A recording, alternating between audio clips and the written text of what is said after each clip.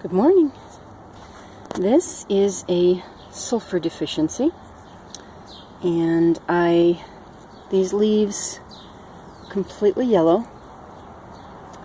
I'm going to still keep an eye on it because I don't think it's got enough sulfur. I took the water from the garlic, and if you can see it, the top leaves, the baby leaves, the new ones, are starting to blush green. But I don't think it's got enough sulfur because the majority is still staying yellow. So that was a garlic clove in hydroponics, and I took the water from it. I think for some things, so now these all had the same amount of nutrients, but the tomato's not showing sign of sulfur deficiency, and that's what showed the signs last year. The bean is not showing signs of sulfur deficiency, and it's actually starting to blossom. So I think some plants need more sulfur than others.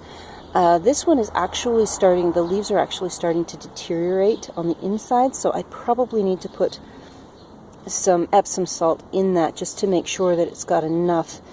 But the garlic worked, but apparently this one needs more sulfur than the garlic is capable of providing.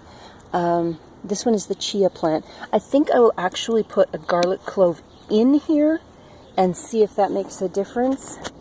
The chia is just a fun thing. It's not necessarily something that I'm trying to produce as a crop, to use as a crop, although I would not be at all unhappy if it actually produced. But the whole plant, you can see that the whole plant is turning yellow, and it's turning yellow from the top, which means that this is a sulfur deficiency. The youngest leaves turn yellow first.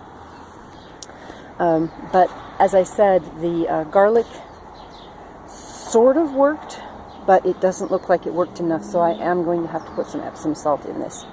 But the next time I try it, now the tomato and the bean got sulfur toxicity when I put a garlic clove in the tank or in the pot. So this one I think needs more sulfur. So I'm going to, I'll try the garlic clove first, and then from there see if I think I'll just put Epsom salt straight in because this thing is really struggling.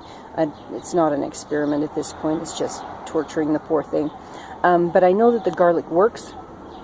It's just a matter of how well does it work on various plants. Apparently it works on the chia, but it does not work well. So I think that from now on I will plant some garlic in the hydroponics and put that water in the tanks in the spring along